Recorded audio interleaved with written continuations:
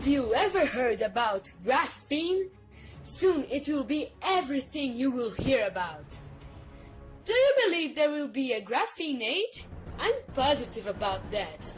Well, there was a Stone Age, a Bronze Age, an Iron Age. People even believe in an Oil Age, Atomic Age, and Nuclear Age.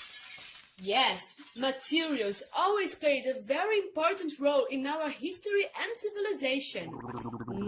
But we have to be careful, because in science we have to believe only in facts.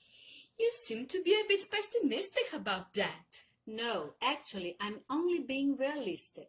Well, I am very optimistic about the human talent to discover new materials. Yay! Well, let's go back to science and talk about the strongest and one of the most versatile materials in the world, graphene. Graphene is made of carbon and has extraordinary properties.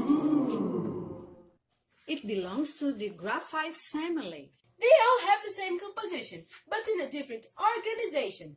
This occurs because of a property called allotropy that is inherent to some chemical elements, such as the carbon. It allows this element to shape itself into different forms and properties, such as spatial organization and electrical conductivity.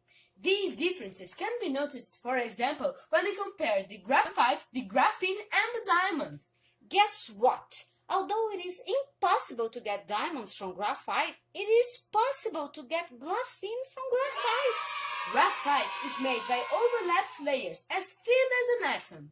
The difference between graphite and graphene is that the graphene is made by only one of these layers, made of a bunch of structures of hexagonal shape that look like a honeycomb.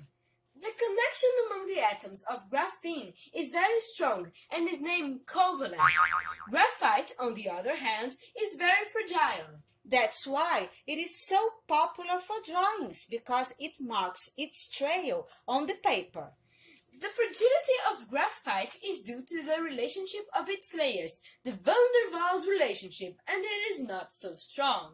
In the 60s, many scientists spent a lot of time and money trying to make graphene. But they didn't succeed. Hopefully, in 2004, two Russian guys were fooling around after hours in the lab of Manchester University, making experiences just for fun. When they discovered graphene! They were both physicists. One of them, Konstantin Novoselov, was a doctoral student. And the other one, Andrei Geim, was his teacher.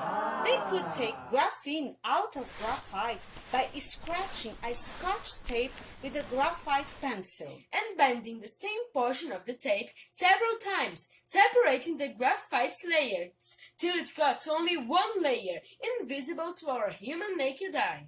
They also carried out detailed studies about the properties of graphene. In 2010, they won a Nobel Prize for their incredible discovery. Graphene is so special that it is known as the compound of superlatives. It's the best electrical conductor. Electrons can move their massless bodies ballistically across the surface without being scattered. Because of it, graphene is 100 times faster than copper.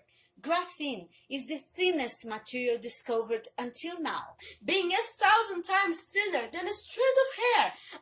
Amazing! So, it's optically transparent, as it absorbs only 2% of light. It is also the strongest material, being 200 times stronger than steel and 6 times lighter than it. And it is so flexible that it can be stretched till 120 times.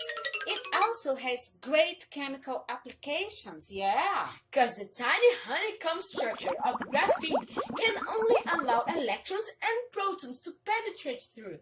How can we use all of these great characteristics of graphene? Graphene can be used in a lot of ways, such as water filtering, desalination. We can also mix graphene with other materials for making our lives easier without harming the environment. For example, we can combine graphene with plastic and make lighter and more resistant plane wings, saving fuel, being ecologically correct and safer.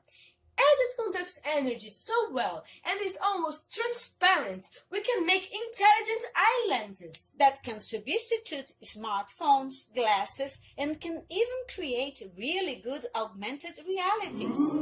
We would like to invite you to think about all the possibilities of graphene and how it can be used to improve our lives without harming our environment, and how it can be used to reduce inequalities around the world.